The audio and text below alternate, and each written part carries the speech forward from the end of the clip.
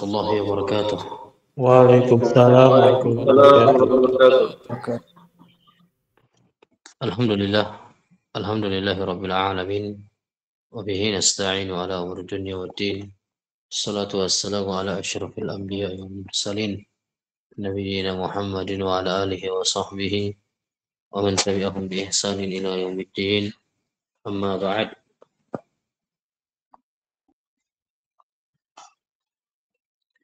Baik, ikhwani wa akhwati hafizakumullah jami'an. Alhamdulillah segala pujian kita berikan hanya milik Allah Subhanahu wa taala. Penggunaan rupiah kepada Allah yang telah berfirman dalam Al-Quran, wa ma min ni'matin fa min Allah, ataupun kebaikan yang kalian rasakan kecuali semua datang dari Allah Subhanahu wa taala. Ketika yang kita miliki saat ini, kekuatan yang merasakan fisik kita, mampu kita beraktivitas dengan tenang dan nyaman dan aman tanpa ada gangguan, itu semua adalah karunia dan nikmat dari Allah Subhanahu wa taala. Kita yang telah diberikan oleh Allah Subhanahu wa taala nikmat yang begitu banyak, sehingga Allah Subhanahu wa taala berfirman, wa in ta'uddu ni'matallahi la tuhsuha.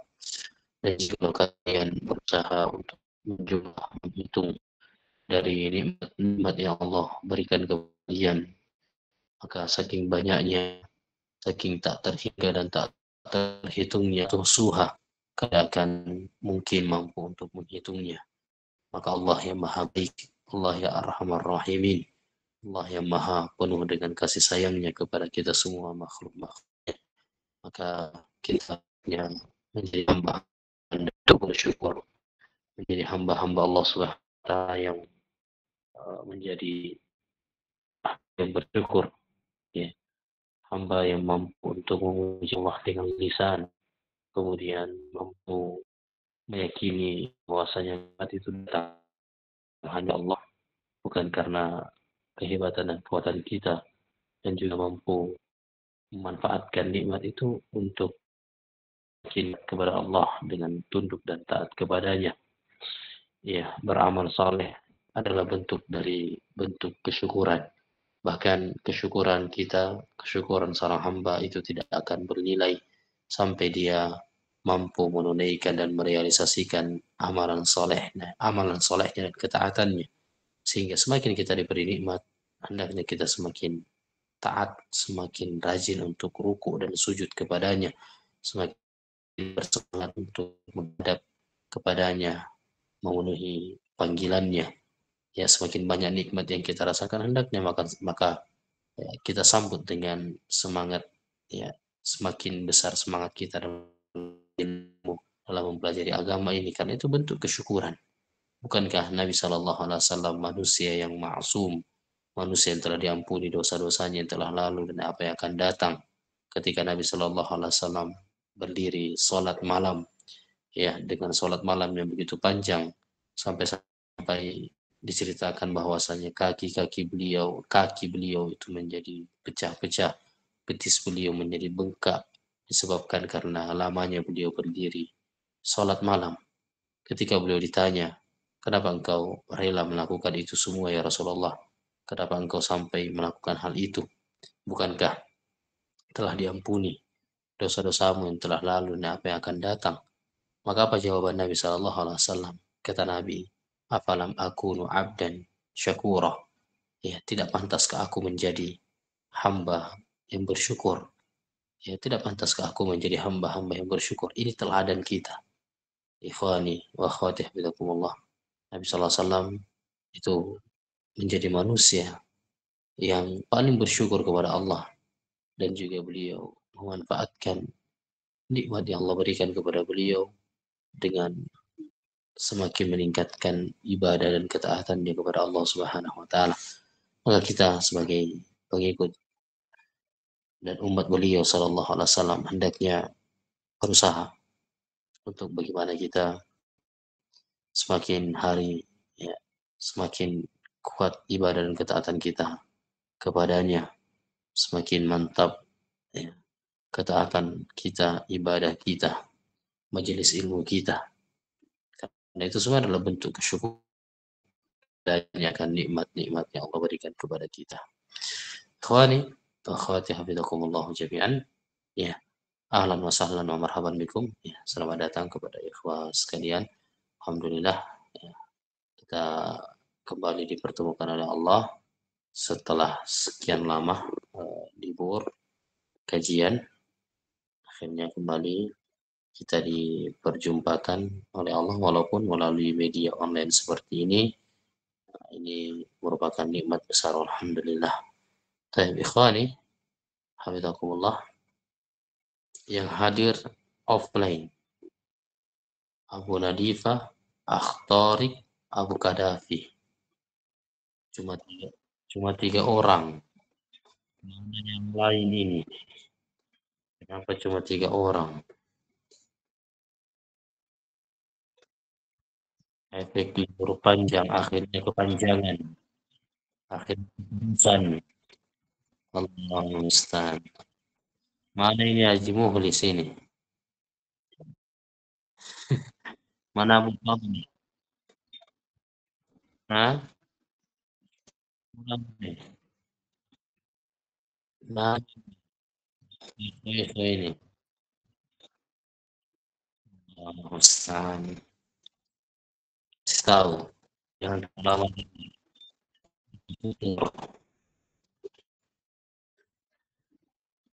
libur terlalu panjang, ujung-ujungnya putur. Bahaya. Sampaikan. Kita butuh majelis untuk kembali dengan hati-hati kita.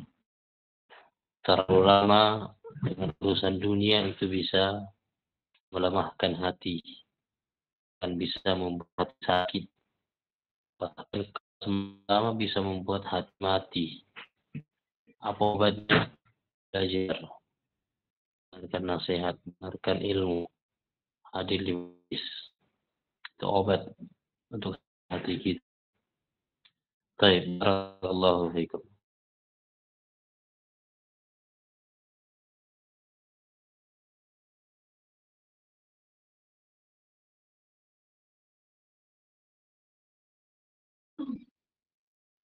Baik, ikhwani, hafizakumullah. Kita lanjutkan pelajaran kita sampai mana terakhir?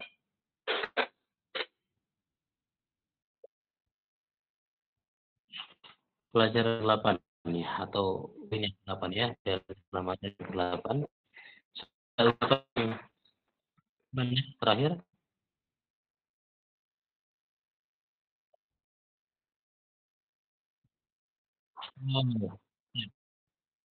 Ya, tet. Kata beliau Allah Ta'ala, wa kadzalika al-halu fi khiyari hadhil ummah, dan demikian itulah keadaan orang-orang terbaik dari umat ini, minas sahabati faman ba'dahum, dari para sahabat dan orang-orang setelah mereka. Ya, jadi dalam keselamatan yang ke-8 ya, disebutkan oleh penulis Allah Ta'ala ada al-hadru minal ujbi wal ikrar, senantiasa mewaspadai dan berhati-hati dari sifat ujub dan tertipu pada diri sendiri. Baik. Kemudian dia menyebutkan tentang keadaan orang-orang terbaik dari umat ini, yaitu para sahabat radhiyallahu anhum dan orang-orang setelah mereka. Wa min dzalika qaulu Abdullah ibni Abi Mulaika rahimahullah. Oleh karena itu, di antara ucapan Abdullah bin Abi Mulaika rahimahullah, wa huwa min ulama'i tabi'in, beliau termasuk di antara ulamanya tabi'in, di antara orang paling berilmunya tabi'in. Beliau mengatakan, adraktu satina min ashabin Nabi sallallahu alaihi wasallam. Dapati dari 30 sahabat Nabi sallallahu alaihi wasallam. Ini 30 berarti banyak ya, bukan sedikit.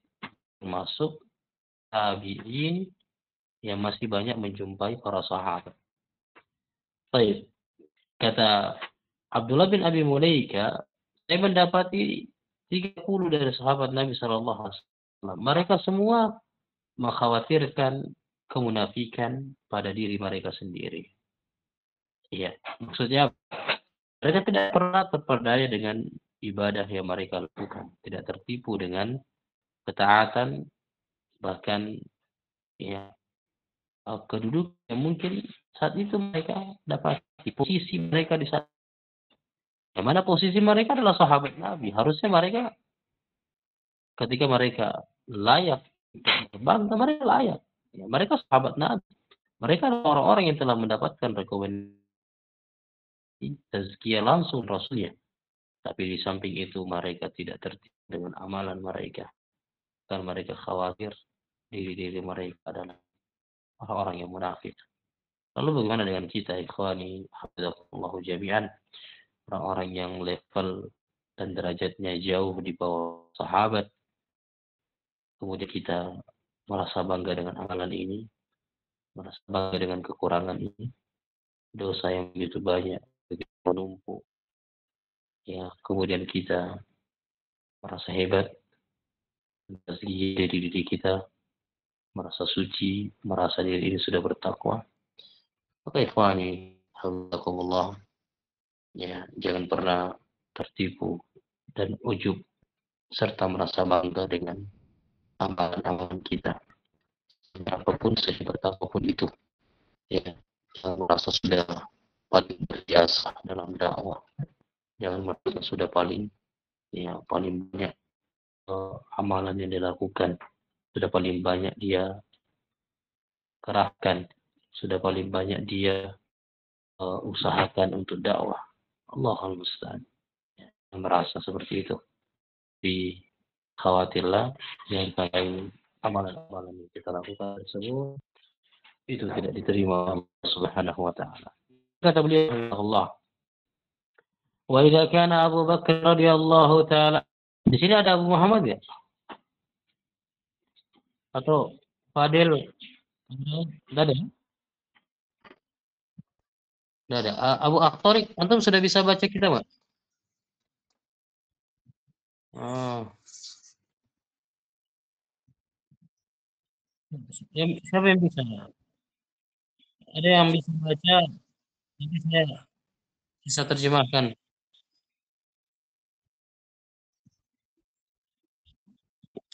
Iya, harusnya sudah ada yang bisa baca ini. Ini gampang soalnya dibacanya mudah-mudah. Atau Abu Kadafi saja kalau begitu.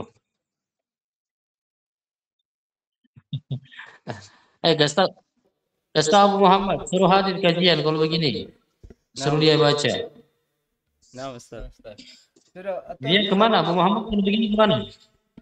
Di mana? Rumah biasa. Ya, tidak tahu Ustaz. Kurang tahu juga Ustaz.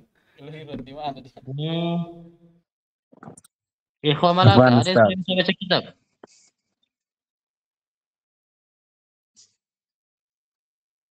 Andi.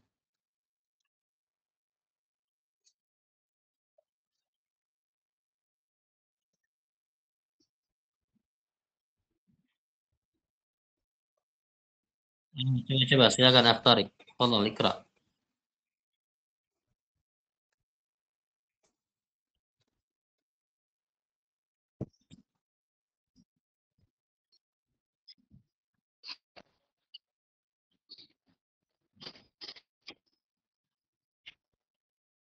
Nama sa'al Nabi ya bukan suila ya, tapi sa'al.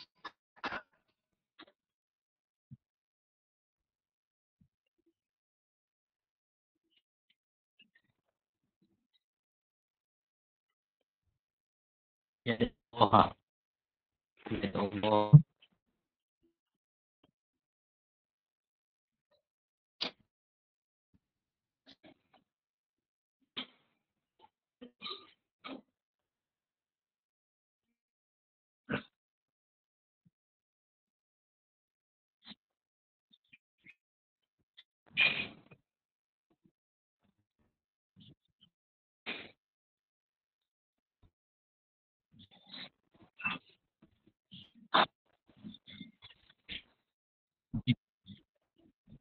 Baik, ahsanta, masyaallah. Jazakallah khair. Barakallahu fiik, akh Thariq. Dan dahulu Abu Bakar radhiyallahu taala anhu yang digelar sebagai siddiqul ummah, orang terpercayanya umat ini, dan sepakat seluruh ulama ahli sunnah wal jamaah sepakat bahwasanya manusia terbaik setelah para nabi dan para rasul adalah Abu Bakar radhiyallahu taala anhu. Tidak ada yang mengingkari hal kecuali orang Syiah, kecuali orang Syiah Rafidah laknatullahi alaihim, yang mereka membenci Abu Bakar, Umar, Utsman, Aisyah, dan sebagian besar para sahabat mereka kafirkan. Ya, tapi Ahlussunnah wal Jamaah sepakat bahwasanya manusia terbaik setelah nabi dan para rasul adalah Abu Bakar radhiyallahu taala anhu. Perhatikan bagaimana keadaan Abu Bakar, ikhwan. Abu Bakar pernah minta kepada Nabi sallallahu alaihi wasallam. Minta apa? Minta untuk diajarkan sebuah doa, yang doa ini beliau baca di setiap sholat beliau. Maka ini juga faedah bagi kita. Doa ini diajarkan secara khusus oleh Nabi kepada Abu Bakar, namun doa ini juga diajarkan kepada kita seluruhnya secara umum. Ibratu bi umumil lafzi la bi khususis sabab. Ibrah yang dianggap, ya, yang pelajaran dari sebuah ilmu adalah bukan yang dikhususkan dari yang berbicara, tapi umuman dari lafaz. Kita semua berhak untuk mengamalkan doa yang diajarkan oleh Nabi SAW kepada Abu Bakar. Apa doa yang diajarkan Nabi kepada Abu Bakar? Nabi mengajarkan beliau untuk membaca di setiap salatnya, Allahumma inni zalamtu nafsi. Allahumma, ya Allah, saya telah menzalimi diriku dengan kezaliman yang sangat banyak. Dan tidak ada yang mampu untuk mengampuni dosa kecuali hanya Engkau, ya Allah. Maka ampunilah dengan ampunan yang datang darimu, yang datang dari sisimu. Dan rahmatilah saya, ya Allah. Sungguhnya Engkau adalah zat yang maha pengampun, lagi maha penyayang. Allahu Akbar. Ini Abu Bakar, ikhwan. Ya, Abu Bakar manusia terbaik, diajarkan doa ini. Lalu bagaimana dengan kita? Ya, harusnya Abu Bakar kalau dia mau protes, dia bisa protes. Tidak ada doa lain. Kenapa doa ini yang ajarkan kepada aku? Ya, saya kurang apa? Kenapa harus berdoa dengan doa mengandung permohonan ampun? Ya, saya kurang buat apa? Ya, kalau protes Abu Bakar bisa protes. Abu Bakar bisa menganggap dirinya tidak melakukan dosa, tidak melakukan kezaliman. Tapi tidak. Nabi mengajarkan doa ini dan Abu Bakar mengamalkannya. Apa doanya? Doa rendahan diri di hadapan Allah. Doa merasa diri punya banyak dosa dan maksiat, memiliki banyak kezaliman. Ini doa luar biasa, kan? Ini doa luar biasa. Ya Allah, sungguhnya saya telah menzalimi diriku dengan kezaliman yang sangat banyak. Dan tidak ada yang mengampuni dosa kecuali hanya Engkau, ya Allah. Ampunilah aku, ya Allah. Dengan ampunan yang datang dari sisimu dan rahmatilah yang adalah zat apa lagi. Doa ini bisa dibaca ketika sujud dan juga bisa dibaca ketika tasyahud atau tasyahud akhir, ya, ketika selesai membaca doa, selesai membaca sholawat, kemudian membaca doa berlindung dari 4 perkara sebelum salam, ya, baca doa ini. Allahumma inni dhalamtu nafsi dzulman katsira yaghfiru dzunuba illa anta faghfir li maghfiratan min indik warhamni innaka antal ghafurur rahim. Baik. Sudah apa ini? Mana Abu Fadli? Abu Fadli sudah hadir. Hadir Ustaz, ada. Masya Allah. Gimana kabar Abu Fadli? Alhamdulillah. Khair Ustaz. Khair, alhamdulillah. Ada Hafal di doa ini, Pak? lagi di jalan Ustaz, lagi di jalan. Oh, jalan, Masya Allah. Dia mana? Hati-hati, Pak. Ada ke Semoga- Ustaz, mobilnya Haji Alo ada rusak. Oh, jalan mana sekarang? Masih di perjalanan Ustaz, ada di hutan. Hutan. Lagi rusak mobilnya. Oh, qadarullah. Jadi kita pergi jemput beliau. Ya, mau jemputin. Oh, Masya Allah. Hati-hati, Pak. Ya. Nah, Ustaz. Namanya Nyimak dulu Ustaz, nyimak. dulu, hati-hati. Abu Zubair, mana Abu Zubair? Ada Abu Zubair? Apa ada Ustaz? Ana nyimak juga Ustaz. Ada kabar, Pak? Sehat sih? Alhamdulillah sehat Ustaz. Sehat Ustaz. Ya, Masya Allah. Bagaimana Kefah? Aman-aman sih? Alhamdulillah aman Ustaz. Aman, Masya Allah. Mana Pak ini? Apa lagi? Pak Fatan ya? Siapa lagi? Iya, Pak Fatan. Salah. Ya. Beliau ada Ustaz. Ya, ada mana? Abu Gonia. Nah, Ustaz ada Ustaz. Ada Ustaz. Masya Allah. Gimana? Ada yang hafal doa ini? Allahumma inni zalamtu nafsi dzulman katsiran wa la yaghfiru dzunuba illa anta faghfir li maghfiratan min indik warhamni innaka antal ghafurur rahim. Ada yang hafal enggak doanya? Bu Rafif, mana Bu Rafif ini? Ada Ustaz dari rumah Ustaz. Ini siapa? Saya lupa. Pak Agus Abu Syafiq. Nah, mana Pak Agus? Kita sapa dulu Pak Agus. Hai Ustaz. Ada kabar Pak? Kira ada makan. Alhamdulillah baik Ustaz. Cuma ini ada kerja bakti Ustaz. Kerja apa bila? Ustaz, kerja bakti ini. Oh, kerja bakti ini, Masya Allah. Kerja bakti apa yang dikerja? Ustaz, Pak, kami punya pasar di sini Ustaz kena bongkar toh. Mau Apa? direhab Apa? jadi ya. Apa yang dibongkar? Apa yang dibongkar? Pasar Ustaz, pasar mau direhab. Oh, pasar. Kita lagi bangun masjid Pak Agus. Jadi ada datang bantu Ustaz. Masya Allah, Masya Allah. Waalaikumsalam. Baik. Ya, kita lanjut lagi. Kemudian kita bilang pakai syanu biman huwa duna. Lalu bagaimana sih keadaan orang-orang yang di bawah kedudukan dan tingkatan Abu Bakar? Abu Bakar saja diajarkan doa ini.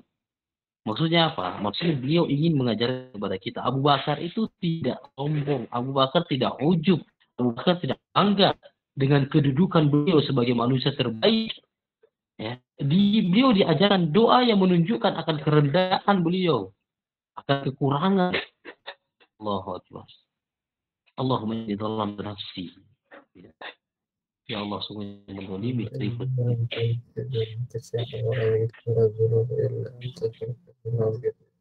Hafalkan doa ini, ya, hafalkan doa ini dan punya.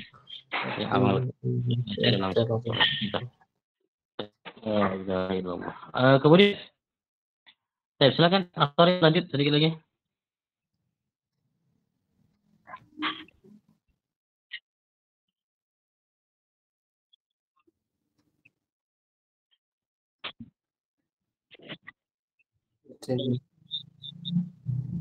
Ayo.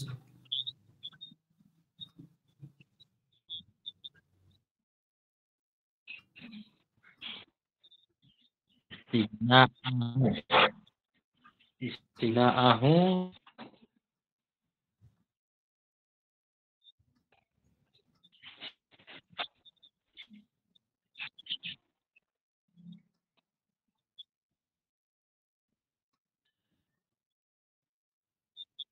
ahadin bal jun santa. Kemudian kata beliau, Syekhul Islam Ibnu Taimiyah mengatakan, tidak seorang pun, ya, maka tidak layak seorang di antara kita ada yang menyangka bahwasanya dia tidak lagi butuh terhadap taubat kepada Allah dan istighfar. Ada orang yang mengaku beriman, kemudian dia merasa tidak butuh lagi bertaubat dan beristighfar kepada Allah, merasa dirinya telah banyak melakukan kebaikan, merasa dirinya tidak lagi terjatuh dosa, merasa dirinya tidak lagi butuh untuk bertaubat kepada Allah. Tidak. Bal kullu ahadin muhtaju ila dzalika daiman. Bahkan kata beliau, setiap dari kita itu butuh untuk selalu dan senantiasa beristighfar, bertobat kepada Allah. Untuk bertobat kepada Allah Subhanahu wa taala. Dan kemudian terakhir, falhasilu anna al-'abda idza lil salihah at-tayyibah fala yarkanu ila a'malihi wa la yaghtaru wa la ya'jabu biha bal yakunu khaifan min 'ami qabuli a'malihi kama qala ta'ala walladzina yu'minuna ma wa qulubuhum wajilat annahum ila rabbihim raji'un. Maka maksudnya hasil itu kesimpulan dari pembahasan kita bahwasanya hendaknya setiap hamba ketika diberikan hidayah oleh Allah untuk melakukan sebuah amalan saleh kebaikan, maka jangan di antara mereka ada yang condong kepada amalannya, tertipu dan merasa ujub dengan amalannya. Bahkan sikap kita ketika kita diberi hidayah oleh Allah untuk melakukan sebuah ibadah, kita hendaknya selalu khawatir jangan sampai ibadah dan amalan yang kita lakukan itu tidak ditolak oleh Allah Subhanahu wa taala. Karena tidak seorang pun di antara kita yang bisa menjamin bahwa ibadah yang dia lakukan itu telah diterima oleh Allah Subhanahu wa taala. Sebagaimana Allah Subhanahu wa taala firmankan, walladzina yu'tuna ma atau, dan orang-orang yang telah memberikan apa-apa yang mereka berikan, yu'tuna ma atau, mereka menginfakkan, memberikan apa yang diberikan kepada mereka. Maksudnya mereka telah menunaikan kewajiban-kewajiban mereka, menunaikan ibadah-ibadah mereka, wa qulubuhum wajilat, sedangkan hati-hati mereka itu selalu takut. Jadi tidak merasa sombong. Sedekah, merasa senang dengan sedekahnya, merasa hebat dengan sedekahnya. Setelah mereka sholat, setelah mereka puasa, setelah mereka melakukan berbagai macam ketaatan, kemudian hati mereka merasa aman. Tidak. Kata Allah, wajilat qulubuhum wa qulubuhum wajilat, dan hati-hati mereka itu takut. Annahum ila rabbihim raji'un, bahwasanya mereka itu semua akan dikembalikan kepada Allah Subhanahu wa taala. Baik, kemudian paragraf terakhir kata beliau, wa indama sa'alat ummul mu'minin Aisyah radhiyallahu taala anha an-nabiy sallallahu alaihi wasallam an ma'na hadhil ayah, wa qalat ahumul ladzina yashrabuna al-khamra wa yasraqun. Qala sallallahu alaihi wasallam, la ya bintas siddiq walakinnahum ladzina yasumuna wa yusalluna wa yatasaddaquna wa hum yakhafuna alla yuqbala minhum. Jadi dalam surah yang kita baca tadi, yang disebutkan oleh penulis, yaitu surah Al-Mu'minun ayat yang ke-60.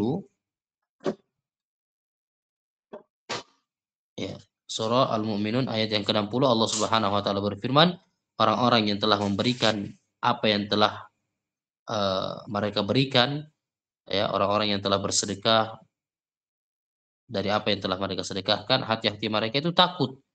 Ketika Aisyah radhiyallahu taala anha itu bertanya kepada Nabi tentang apa makna dari ayat ini, beliau bertanya, apakah yang dimaksud dalam ayat ini adalah orang-orang yang minum khamr, orang yang bermaksiat? Maksudnya apa? Aisyah ingin bertanya, ya Rasulullah, mereka orang-orang yang takut ini, apakah mereka orang yang bermaksiat? Orang yang bermaksiat itu takut, wajar. Mereka melakukan dosa, mereka habis melakukan maksiat, mereka habis melakukan pelanggaran. Mereka minum khamar, mereka berzina, mereka mencuri, mereka merampok dan lain sebagainya. Apakah yang dimaksud dalam ayat ini adalah mereka para pelaku maksiat? Kata Nabi sallallahu alaihi wasallam, la ya bintas siddiq, bukan wahai bintu siddiq. Maksudnya bukan wahai anak As-Siddiq, wahai anaknya Abu Bakar.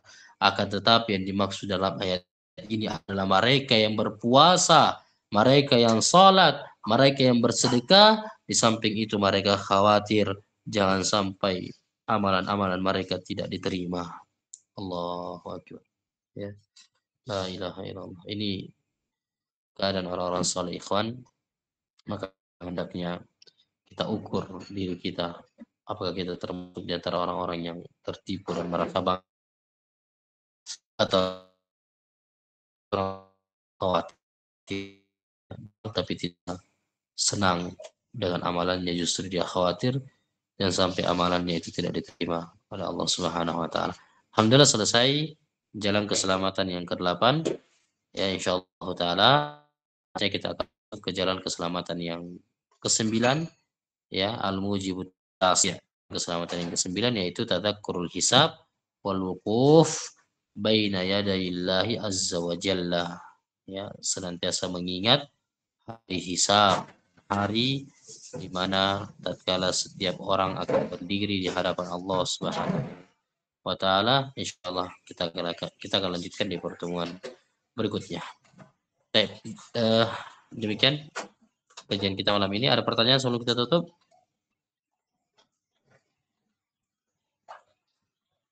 Kalau tidak ada, kita cukupkan. Cukup ya? Ya, barakallahu fikum jami'an ikhwani, hafizakumullah.